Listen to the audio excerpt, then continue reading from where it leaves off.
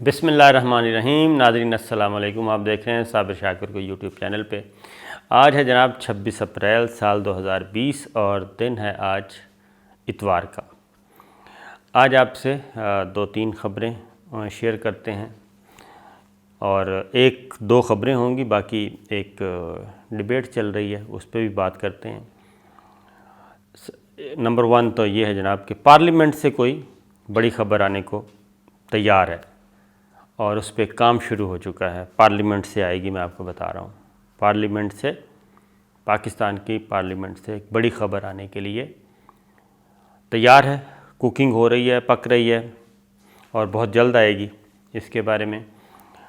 تو جناب دوسری چیز یہ ہے، سب سے پہلے میں تھوڑا سا آپ کو پچھلی خبر کا فالو اپ۔ ہم نے آپ کو خبر دی تھی جناب کہ کرونا وائرس ابھی تک امریکہ اور یورپ کے گلے لگا ہوا ہے اور مصیبت بنی ہوئی ہے اور کسی کو سمجھ نہیں آ رہی، اور چائنا اس میں مزے لے رہا ہے۔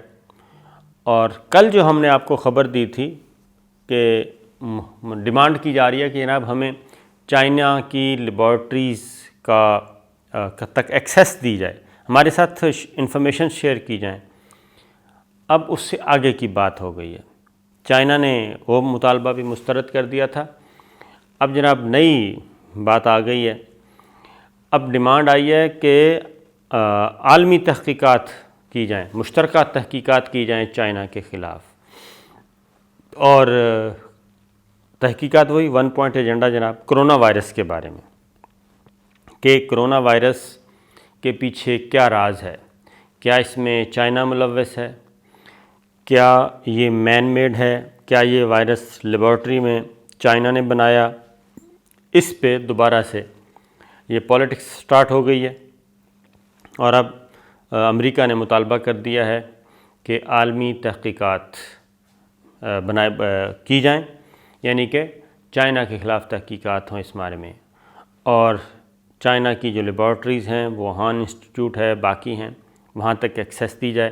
چائنا نے یہ مطالبہ یکسر مسترد کر دیا ہے اور انہوں نے کہا ہے کہ اس کے پیچھے پولیٹیکل موٹیوز ہیں اور یہ میلافائڈی ہے، بدنیتی پہ مبنی ہے یہ ساری چیز، یہ چائنا نے کہا ہے۔ اور اس کی ریزن میں آپ کو بتا دوں کہ کیوں یہ سب کچھ ہو رہا ہے۔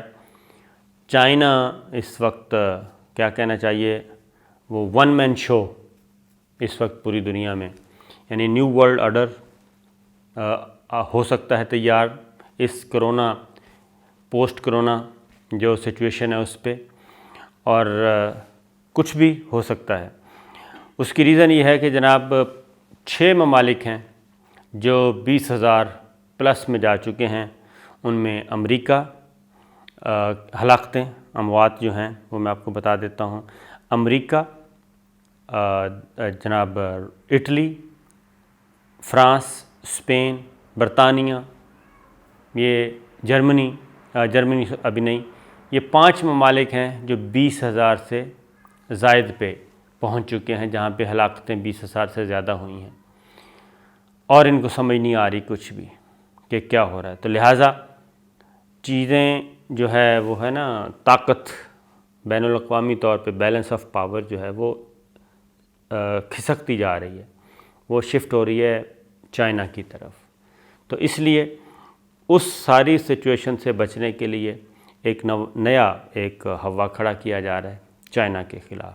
تو چائنا ابھی تک ڈٹا ہوا ہے اور ڈٹا رہے گا، ظاہر ہے اس کو کوئی فکر نہیں ہے اس قسم کی کوئی، کیونکہ یہ یورپین منڈی، برطانیہ اور امریکہ یہ چائنا کے محتاج ہیں، چائنا ان کا محتاج نہیں ہے۔ اس سلسلے میں بھی میں آپ کو ایک بات بتا دوں، تو ایک تو میں نے کہا یہ بتا دوں کہ ہماری جو فالو اپ سٹوری ہے ایک۔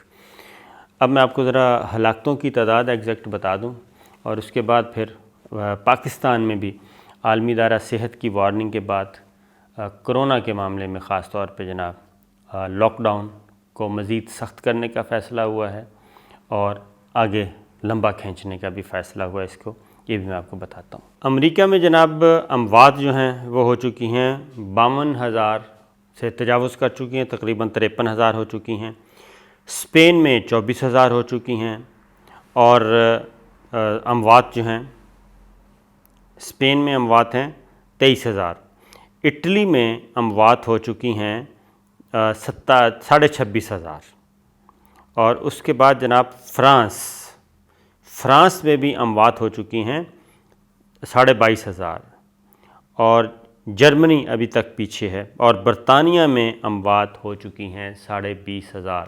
تو جناب یہ ممالک ہیں جن کی اموات 20,000 سے تجاوز، جبکہ امریکہ 50,000 بھی کراس کر گیا ہے، 52 بھی کراس کر گیا، 53,000 تک جا پہنچا ہے، اور ابھی تک چیزیں سمجھ نہیں آ رہی۔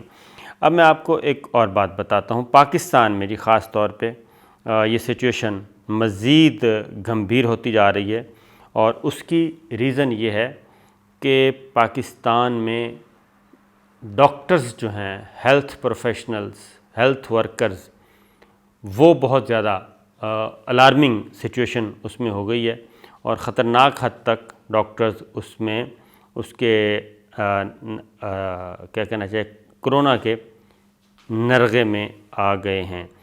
ملک میں جی اس وقت ہیلتھ پروفیشنلز یعنی کہ ڈاکٹرز جو کرونا کا علاج کر رہے ہیں، کرونا کے مریضوں کا، ان کی تعداد 345 ہو گئی ہے، جو کہ خطرناک ہے۔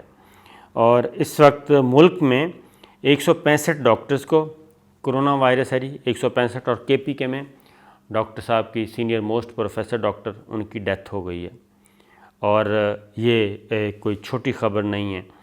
اسی طریقے سے 49,131 دیگر اسپتال کے جو ملازمین ہیں ان کو کرونا ہو چکا ہے، اور 125 ہیلتھ پروفیشنل جو ہیں ان کو کرونا ہو چکا ہے، اور ملک بھر میں اس وقت 124 ہیلتھ پروفیشنل جی ان کی حالت تسلی بخش بتائی جا رہی ہے۔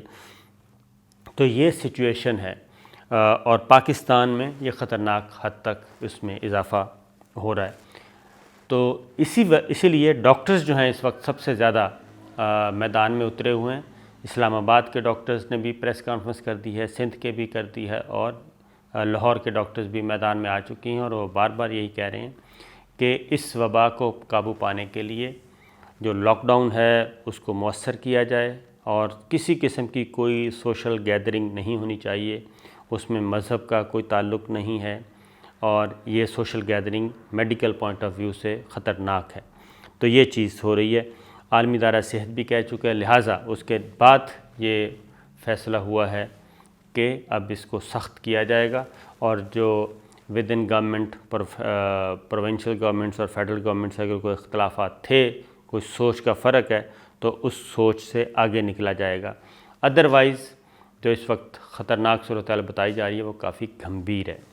تو یہ میں نے آپ کو کہا کہ بتا دوں کہ صرف ڈاکٹرز کی حالت یہ ہے، پاکستان میں بھی اموات جو ہیں وہ تقریباً 270 کے قریب اموات ہو چکی ہیں، اور آج بھی بڑا نمبر ڈبل فگر میں تھا جو کہ اضافہ ہوا ہے اموات کا پاکستان میں۔ تو لہٰذا جناب یہ سچویشن اسی طرح ہے، کیونکہ آپ اس سے اندازہ کر لیں کہ اس وقت عالمی سیاست تبدیل ہونے جا رہی ہے، طاقت کا توازن اس کرونا کی وجہ سے تبدیل ہو سکتا ہے، بلکہ ہو رہا ہے۔ تو جب وہاں پہ یہ سچویشن ہے تو پاکستان تو بہت پیچھے ہے بہت سارے معاملات میں۔ تو جناب ایک اور جو بحث چل رہی ہے، بحث آپ کو میں بتا دیتا ہوں۔ مولانا طارق جمیل صاحب،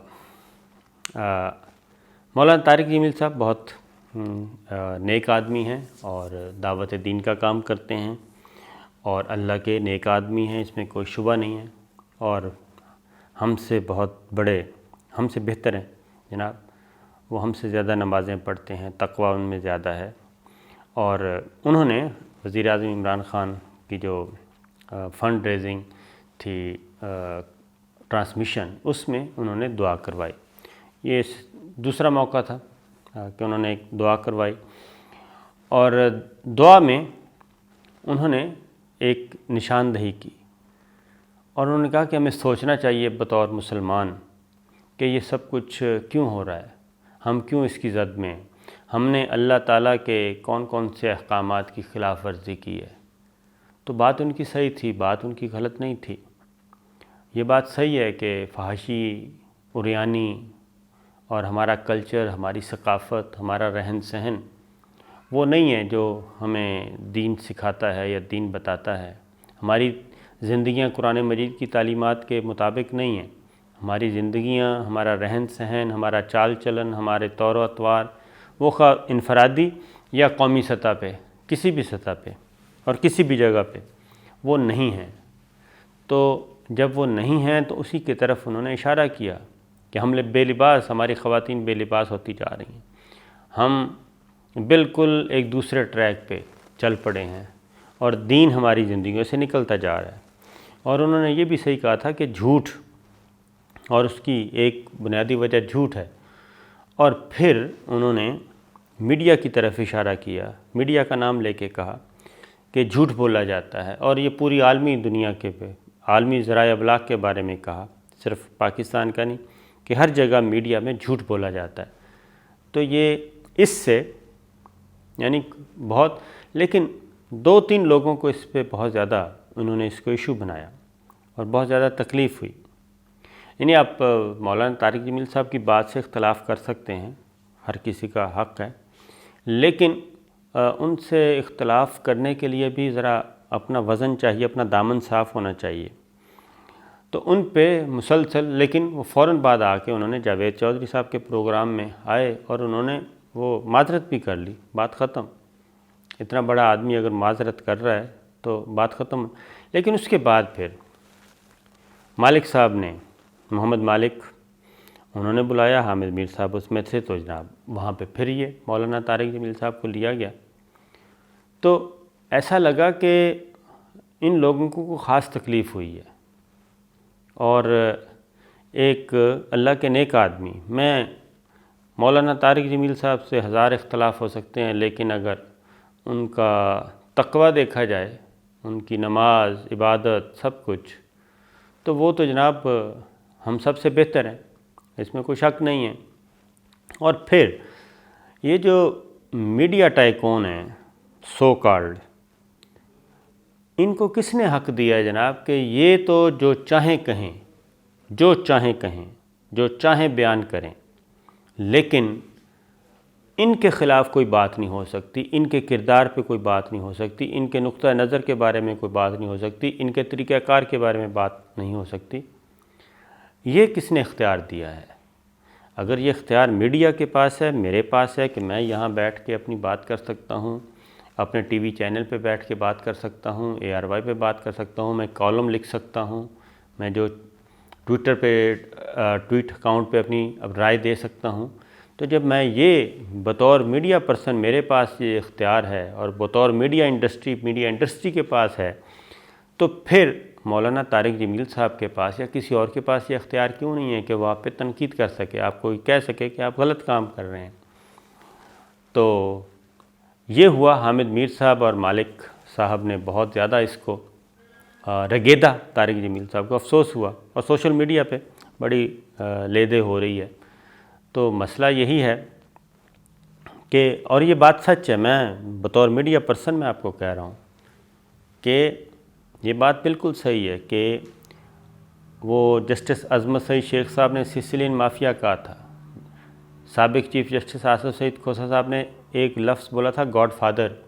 تو یہ صرف پولیٹیشنز میں گاڈ فادر نہیں ہے، یہ سسلین مافیا صرف پولیٹیشنز میں نہیں ہے، پولیٹکس میں نہیں ہے، یہ ہر شعبے میں موجود ہے۔ یہ سسلین مافیا ہر شعبے میں یہ گاڈ فادر موجود ہے، ہر شعبے کا کوئی نہ کوئی گاڈ فادر ہے، اور یہ سارے گاڈ فادر پھر اوپر جا کے مل جاتے ہیں۔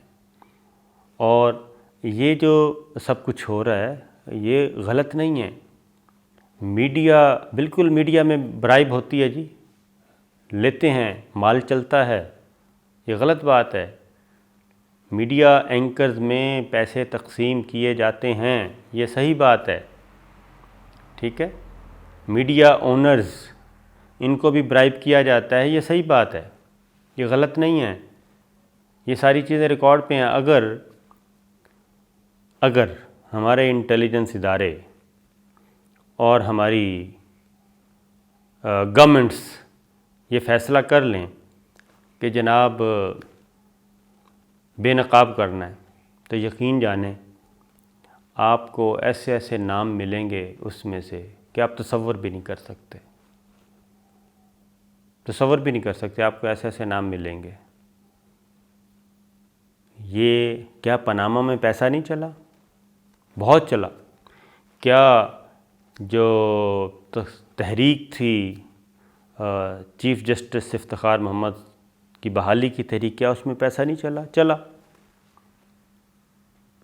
تو کیا میڈیا پرسنز کے ذریعے باقاعدہ طور پہ کیا کہنا چاہیے، خاص نیریٹو کو آگے بڑھانے کے لیے، لوگوں کی اوپینین کو چینج کرنے کے لیے، پروپیگنڈا ٹول کے طور پہ، فیک نیوز کے طور پہ، کیا یہ سب کچھ نہیں کیا جاتا؟ ہوتا ہے۔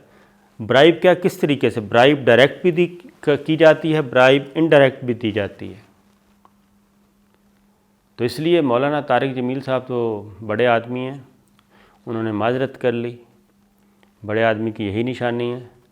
لیکن اگر مولانا طارق جمیل صاحب معذرت نہ کریں اور وہ ٹی وی پہ آ کے بیٹھ کے کچا چھٹا کھولنا شروع کر دیں تو یقین جانیے کہ بہت سارے چہرے جو ہیں وہ بے نقاب ہو جائیں گے۔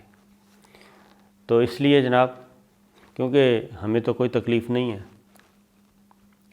انہوں نے بولا، مولانا طارق جمیل صاحب نے، ان کی ایک رائے ہے، میں اپنے طور پہ، اور بہت سارے لوگوں نے اس کو کوئی برا نہیں محسوس کیا، تو وہ کہتے ہیں چور کی داڑھی میں تنکا ہوتا ہے۔